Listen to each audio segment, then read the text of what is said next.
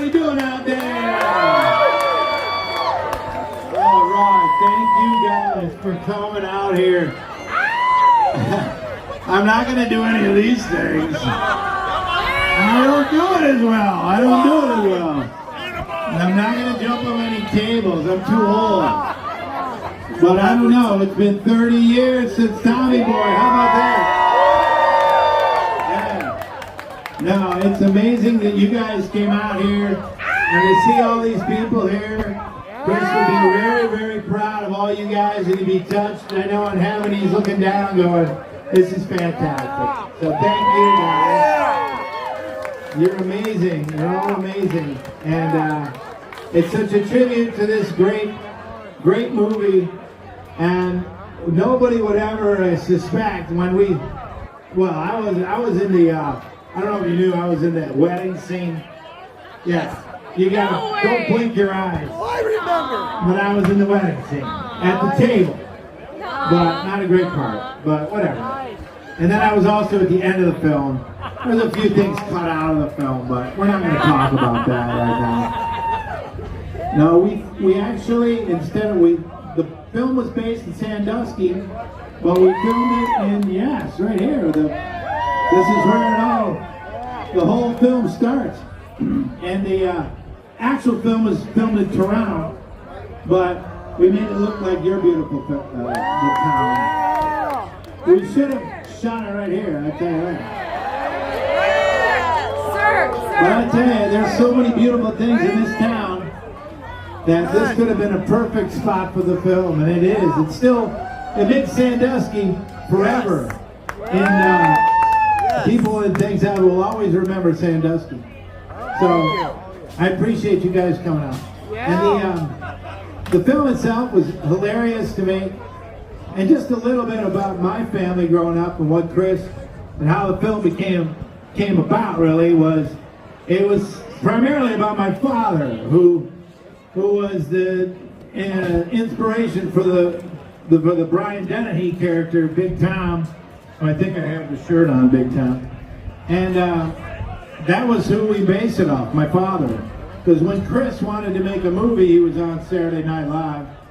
And they asked him, yeah, you remember Saturday Night Live? They asked him to do a film, and this is what he wanted to do a film about, which was our family growing up, and my dad's company, which is called Scotch Oil Company, and they were an asphalt firm.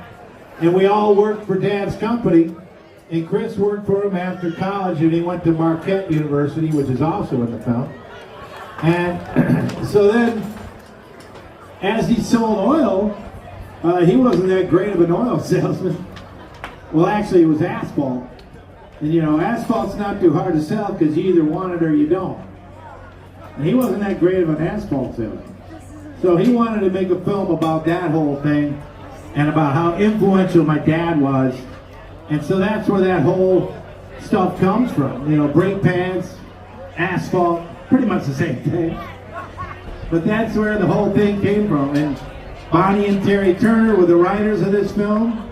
They wrote a great script, and it was something that all came from Chris's heart, you know. My father's name was Tom, and so that's where that whole thing came, Tommy Boy, yeah. Another thing that's people may not know is Holy Shnikes was actually my father's saying. Instead of saying a naughty word, he'd say Holy Shnikes. Instead of holy, we know what. So Holy Shnikes was something my dad said, and also Lottie Frickin' Da was another one of my dad's sayings also. So yeah, they're both passed away, so they're looking down at this thinking this is a wonderful experience too. So yeah, those are some famous things that were in the movie that came from my father. And Chris was so inspired by my dad that a lot of his comedy comes from Dad. And a lot of the moves you'd see him do, you know, like this kind of stuff. And also as part of my dad, and it's a mixture of my dad and our high school football coaches. Joe Maturi, right.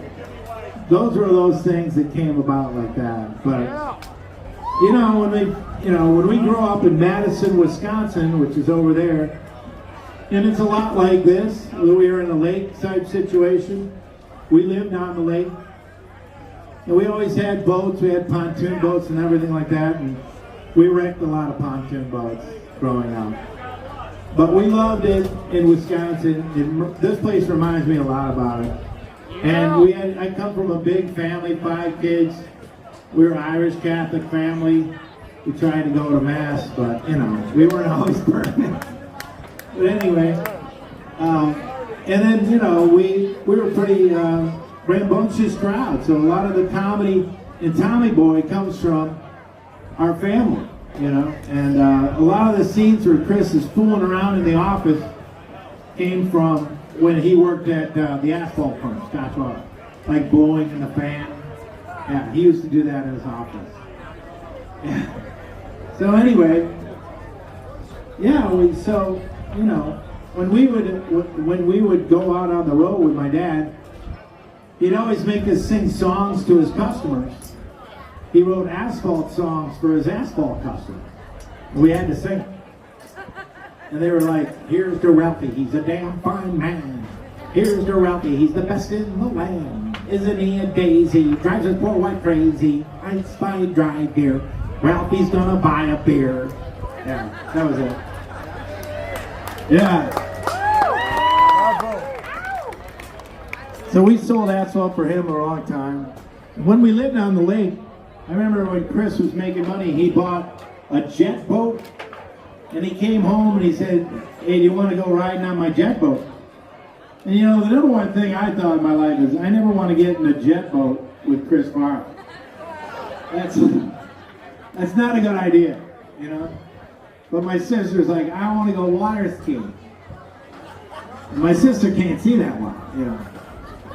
I said, Barb, I don't think that's a good idea, you know? That's a jet boat. And that's Chris. And you can't see anything. But she's like, I still want to go. So I'm like, okay. So she gets in the water, and she's like, hit it. And Chris guns the jet boat. Full speed, she popped out of the water like a fish. And then he cracked the whip on my sister. She can't see anything. She got even with the boat. And she can't see shit. Then she hit a wave and was like, ah. She fell.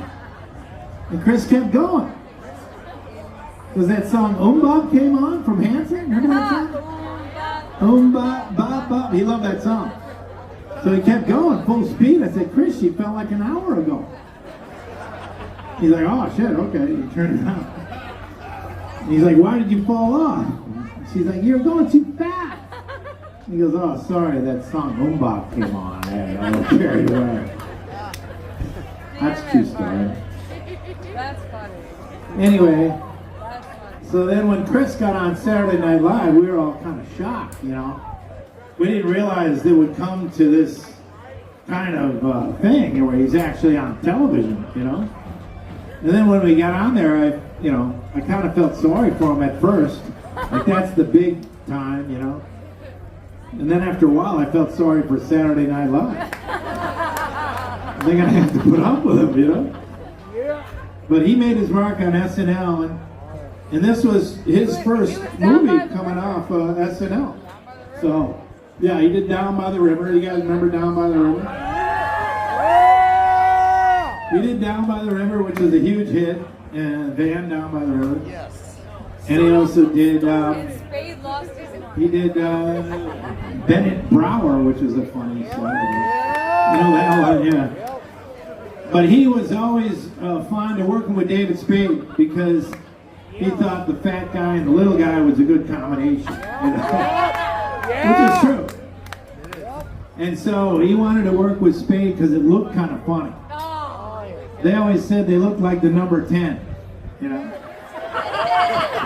With Spade being the 1 and Chris being the circle. Yeah. But, you know, they weren't sure they could do it because Spade was too small. He couldn't fit that. I'm just kidding. Spade kept up. Spade should be here by now, you know? Yeah. Right. You should all write to David Spade and said you should be here. You should be here. Anyway, They were a great combination, And but here they he didn't, comes. you know, they didn't always get along. You know, they were kind of like an old couple that fought, you know. Yeah. And there's always these stories that went on in the shooting of the film. There was a lot of tension between Dave and Chris, and one time Chris stepped on David's tuna fish sandwich, and they got into a fist fight over that, which is Wow. it wasn't a big fist fight. It was I believe it. Chris won, you know. Who couldn't beat up David's fan? But that was one incident, and then they had then the Rob Lowe thing. I don't know if you've ever heard that story. Well, one time Dave Spade went out with Rob Lowe after they were shooting, and he didn't tell Chris they were going out to party with Rob Lowe. And Chris was the next morning on set. Dave's like, "We went out and partied with Rob Lowe," and Chris was jealous. And it was kind of like they both wanted to be kind of going out with Rob Lowe, which is sort of gay. Fair. But I don't know. That's a weird one, you know. But then they did Tommy Boy, and then from there they did Black Sheep after that. I don't know if you guys saw that. That was a good film. Yeah. But it wasn't like this film, no. It was nice, but it wasn't like Tommy Boy. And you know, all I can tell you is, as this has gone along, Tommy Boy has sort of gone up and up and up. It's gotten more popular as the years go by. And it's really kind of an amazing film. It was this short little, kind of a low budget film that went into the stratosphere. And here we are right here, which is crazy. Yeah. There's a lot of great lines in Tommy Boy. Yeah. Huh? My favorite is the bridge embankment. Remember the bridge embankment? There it is. Everybody got a tattoo right here. Holy moly. If there's any tattoos, we should get them up here and compare tattoos. That's a pretty good one. Looks like it's right next to an eagle. Thank you. That's pretty intense. Whoa. Yeah. Crazy. Is there any other quoted lines you have from Tommy Boy that you love? Yeah. Fat guy in a little coat was a really big one. The story with that is, you know, David's coat was so small that Chris used to try it on to make Spade laugh. And then the true thing is, David would be like, "Take it off, Fatso. You're gonna ruin my coat." And he'd always get it, you know, to get Dave mad. And now we have a race. It's true that one time he did it too much and it ripped. It ripped. The coat ripped. And it was a nice, like, Brooks Brothers coat. It wasn't cheap. But Chris ripped it. So then it made it in the movie. And that's the kind of set it was. You could ask Pete Siegel how much he was so loosey-goosey like that. You know. And then, you know, I think there's other films. Does anybody else has a line that they want to know about? Chippendale dancer. Oh, Chippendales, yeah.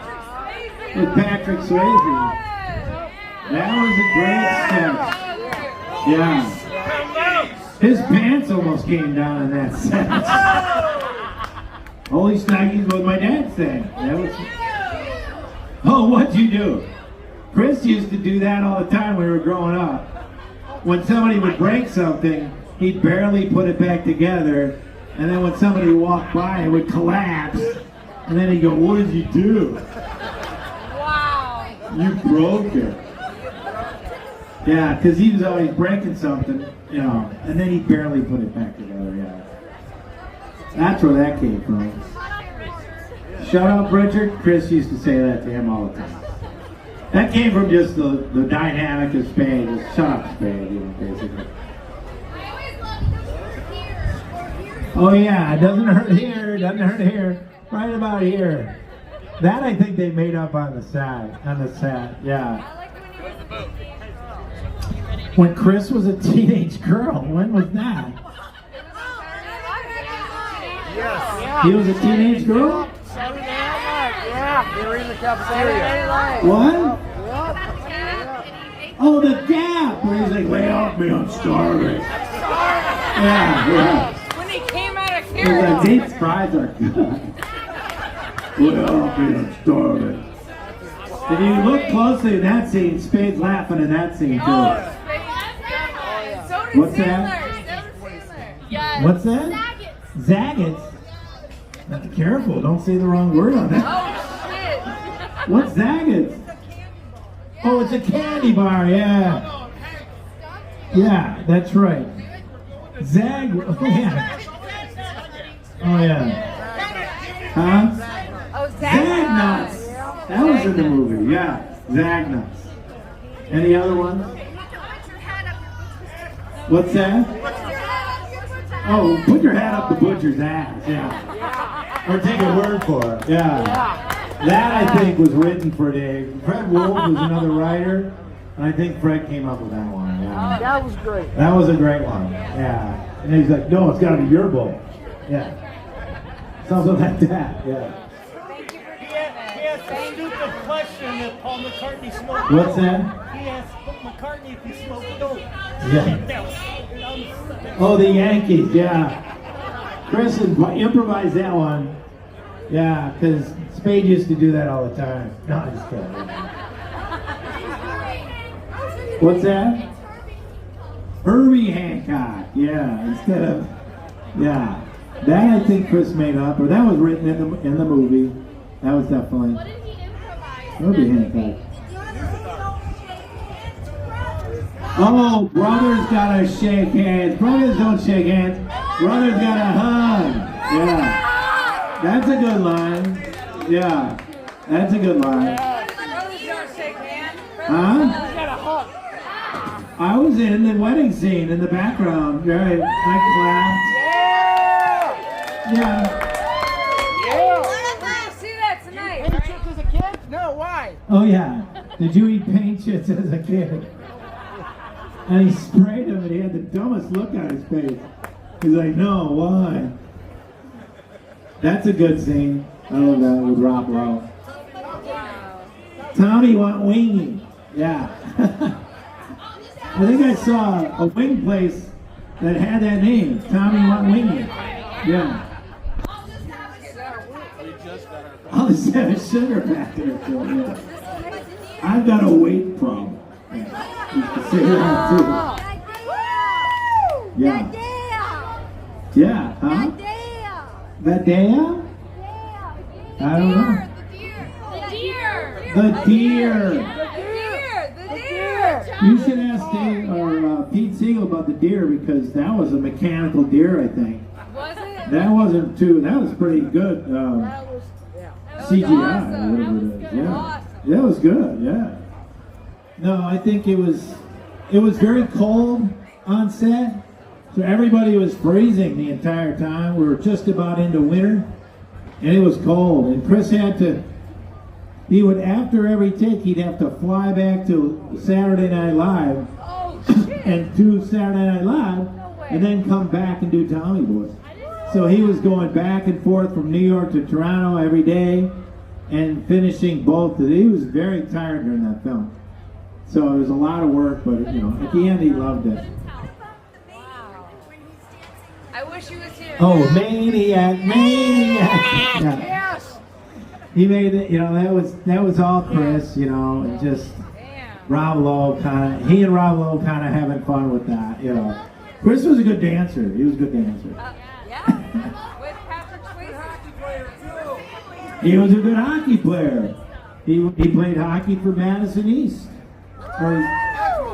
He didn't play for Edgewood. He's a football player at Edgewood. And he was a great athlete, and he always thought of himself as a good athlete. And he played football and he wrestled, but he didn't win a lot of wrestling. Trevor Stebbins said I should say hi. Trevor is a good friend of ours, yes. Love him. So, yeah, he was a good athlete. You know, he was one of those athletes that were very good athletes. Did he ever clean Camp Randall? Yes, he did. Camp Randall. We played around at Camp Randall in Madison. We all worked at Camp Randall. Yeah. We love it. That's gonna leave a mark, yeah. I think Chris left a mark, obviously, we can see right here. Pete, can you come up and just tell some stories? Come on. This is the director, Pete Siegel. He's got a ton of stories. I just wanted to bring you up because you can always verify, you know, some of the legendary things. Let's go! Give it up for Kevin Farley. Yeah. We have some Farley DNA up here. Sounds just like I just him. want to talk. The most famous story is obviously the tuna sandwich fight. Yeah. Do you know anything about that fight? I just know, I've heard Rob Lowe talk about it a lot Yeah. on some podcasts, but I got to the set and Chris and Dave looked like a married couple that just had a really bad fight. And I said, what's going on, guys? We ready to work? I don't know. That's David. And I heard about it later. I never really knew it was about. I did know that David had low blood sugar and he ate a lot of tuna fish. Yes. But I didn't know that Chris either accidentally stepped on it or did it deliberately because He did it deliberately. they were jealous about going out with Rob Lowe. Yeah, I'm that's- sorry, I was at the taco place. Gotta try the taco place. Yes. But did you tell the story about? I said it was a little weird how they both liked Rob Lowe.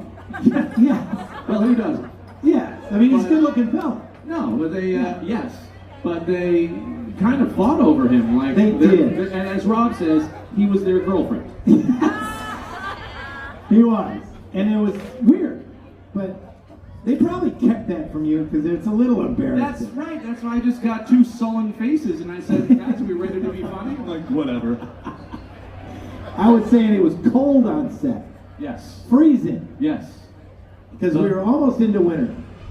The worst cold experience of that was cow tipping, because remember cow tipping? Yeah. So the final shot of that scene was Chris's face being stepped on by the cow and going into the mud.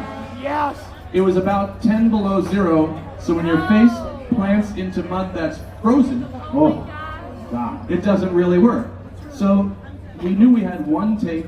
I didn't want to torture Chris. I had them pour hot water on the mud to melt the snow off the mud. And by the way, it was kind of like this, you know, dust, but it was dawn. The sun was starting to come up. We had one shot, and we had to get it quick. Yeah. And And you got it. You we got it. But I felt so bad for your brother because we did torture him a little bit. But the way that Rob squirted his face, he had the dumbest look on his face. The mud hit perfectly, like he looked so dumb. He looked like John Candy in Spaceballs. He had the nose, like a little dog creature. Yes. But the thing about that scene was we rehearsed it during the late afternoon, and we had to wait till the sun went down. And we rehearsed the scene, and it wasn't really playing that well. And so I called Fred Wolf, who was the head writer of Saturday Night Live at the time, who was back in SNL. It was an insane shoot going back and I forth to tell New him York. they had to go back and forth. And I called Fred and I said, the scene's kind of dead. And he said, well, describe the shot. And I said, well, it's a 50-52 shot, and it's beautifully backlit, so the water will be splashing. He said, flash dance. I'm like, got it. So Freddie Wolf came up with that. Absolutely. And all I had to do to Chris is say, do your best Jennifer Beals. And the rest he did, and then finish with a John Candy cherry on top. Oh my God. So yeah, there you go, right from the horse's mouth. That's where those things came from. Why would anybody fly from Toronto to New York. Cuyahoga Falls to? Okay. You caught me. Yeah. You caught me. Thank you, Jason Whirling. Yeah. All right. He Explain called that. Jason, let's give it up for Jason Whirling, who organized most of this. Jason calls me 5 years ago and says, hey, do you want to possibly do something for the 25th anniversary? And I said, absolutely. And then the pandemic happened. So we, you know, kept in touch. He said, hey, you want to shoot for the 30th? I said, sure, if I'm still alive, fine. You're alive, you're good. I said, but I have to admit one thing. We did not shoot one frame in Sandusky. For financial reasons, we had to go to Canada. He said, we don't care, you put us on the map. I'm like, okay, we're coming. But he said, I got to tell you one thing. You might want to, the folks of Sandusky might have a little bit of a bone to pick with you about non-stop flights from Cuyahoga Falls to Sandusky. It's about 80 minutes in a car. And I went, so I knew, thanks for bringing that up, but I apologize, Sandusky. The one thing you guys got right was It's these guys, they pick every bit of the film they look at. And they, yeah, that's what happens. By the way, in the movie, don't we say, I think that flight goes through Columbus, so we did have a layover. Yeah. This makes no sense. This is crazy. I apologize profusely. Police car. police car. That was Sandusky police car. The police car. Oh, it's a Sandusky police car? Yeah, that was. It's the one thing. What? Oh, we want to know about the prehistoric forest. Because there is one here, right? There is a prehistoric forest. There is a prehistoric forest here? Yeah. Not anymore. Okay. All right, not anymore. But I will say this. Our production designer did come to Sandusky and took a bunch of photos, and he was perhaps inspired by your old prehistoric forest, because I said I wanted to look as much like Sandusky as possible in Toronto. And so that may very well be where he got that inspiration. Probably where he got it, yeah. Thank you for that. Yes. I didn't even know that. Okay, that's another mistake, the bees scene, I admit. Bees don't fly around at night in the snow. I was told that later. Okay, this feels like an apology tour. I'm going to leave. These guys don't miss a beat. No, keep it going. What else did we screw up on? Yeah, what else did we screw up on? The door, the gas station door. The gas station door. Oh, Yeah, bending the door up. what about it? Yeah, I mean, like, that takes a lot for a door to fall off all the way like that. Well, how much did Chris weigh? Chris, at that time, maybe 260s? Yeah, and Chris was an athlete. Yeah. He played football. He did. So, He did. by the way, the hyper extended door, a lot of these things came from my real life experiences. That I took my wife's car to fill it up with gas, and that I did that to her car. That was real. Frank Wolf, who wrote the movie, he actually left an oil can under the hood, and it flew up in the middle of the freeway. That really happened. And that little sailboat thing over there, I was on a double date in high school in Scottsdale, Arizona on McCormick Lake, and it was a dead calm, and our dates were looking at us very unimpressed, and some kids started heckling us from the shore. And my best friend at the time, he went and kicked a little kid ass when we got there. I'm like, that's really wrong. But you know what? I think I can use that in a movie. That's the beauty of this film, though. It was all kind of everybody putting in tales from their past. We were desperate because I came on. There was a script, but I wanted to change the story. And once I did that, a lot of the script went away. And then I was kind of not so politely threatened by the studio.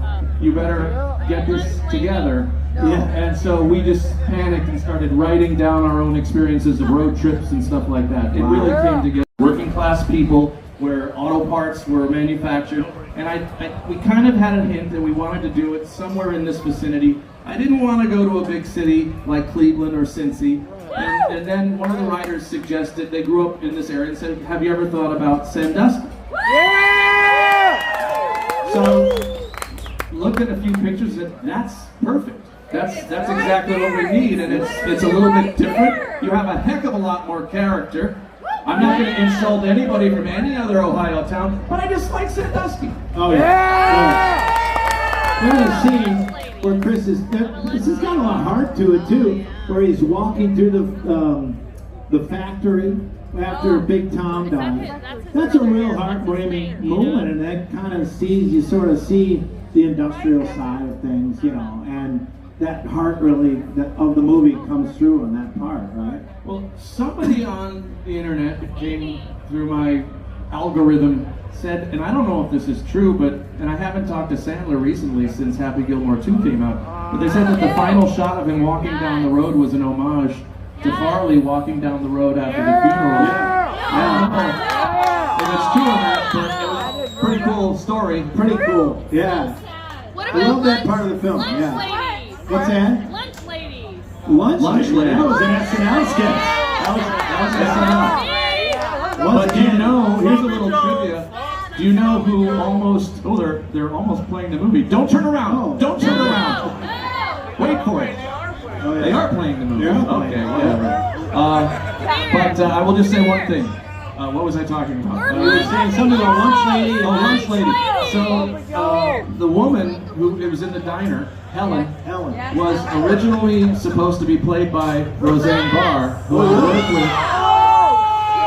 And at the last second, Lorne Michaels said, "No, Pete, I think that'll take people out of the movie."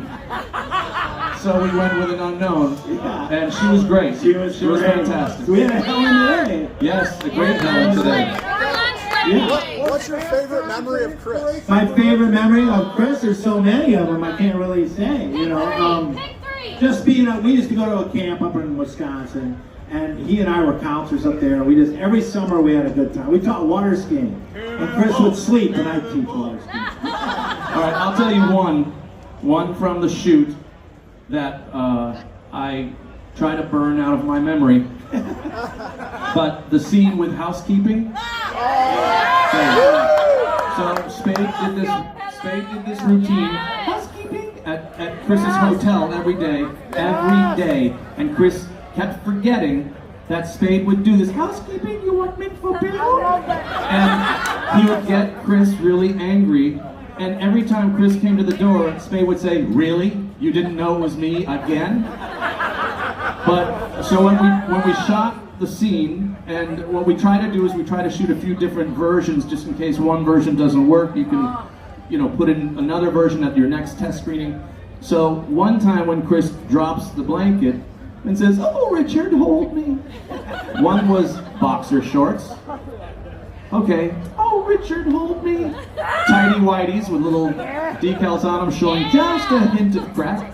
And I said, "Okay, and one, Chris, let's just go for it. One, you drop the blanket and you're naked. But do me a favor. It'll only be the backside of you.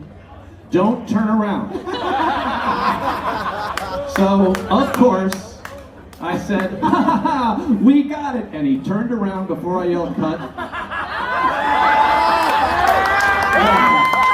And I leaned over the camera operator. I said, "Okay, please take that film out of the camera and burn it. It is not going back to Paramount Pictures." Oh, God. Well, that'd probably be it. Well, time to start playing the movie over there. You guys watch the movie. Thank you, guys. Thank you, Love guys. you. Thanks for coming.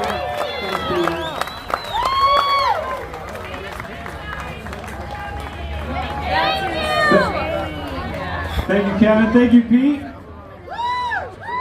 How awesome is that?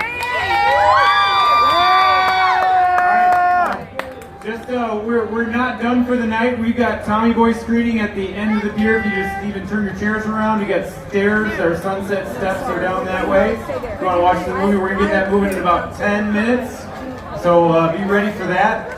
Before that, though, Callahan Brake Parts had a raffle going on over here. Everyone that was coming out, our title sponsor, Callahan Brake Parts, has a raffle. They're going to announce the winner of their raffle for today. So if you've got your tickets handy, I'm bringing up Brandon and Pete, another Pete, to tell you a little bit about Callahan Brake Parts and also call that raffle number. And then we'll be showing Tommy Boy at the end of the pier Are you right after posting that. this somewhere online? It's my YouTube channel. All right, Is so there a way we're to figure out, Traveling like, Brake what's the name of Parts. your We are a channel? real Yes, brake give me a company. Is it minute. really real? It's really real. Traveling for We events. sell on Amazon and Walmart right now. And if you have to come and check out our booth right behind here, we'll be Traveling for events. set up all weekend. What is it? Traveling Giveaways for with some events. shirts and They made hats. it And real. of course, we're They doing made a it raffle real. for I have Birthday. 94,000 So or if you missed your chance to 93,000 hear from today, subscribers. we will be doing So it that's tomorrow how and you'll see Saturday me. as well. I just Stop by missed the the booth, first fill part out and an I saw your application. recording, It's so free. thank you. We're giving away free drink kit. So without further Please ado, subscribe. announce the winner. Wait. Jeff Choley. Jeff Choley. Jeff, if you're here, stop by the booth. If not, we'll call or get you on email. And again, please feel free to stop by the booth next couple of days and for your chance to win a free break day. All right. Thanks, Brandon and Pete. Make sure you check out their booth tomorrow if you're here all weekend. Tomorrow we do have the Movie Classics car show going on at 4:30. So we'll have Pete's car, the 1967 Belvedere 2, Plymouth Belvedere 2. We got the car from Back to the Future, a Ghostbusters car, Blues Brothers car, some Jurassic Park vehicles, all here starting at 4:30. The market is still open tonight. I think they're still serving at the Good Time if you're looking to get a nightcap. And like I said, we'll be starting the movie at the end of the pier in about 8 minutes. So thank you all for coming out for our first night Tommy Boy Fest. And thanks to Callahan Brake Parts for being our title sponsor.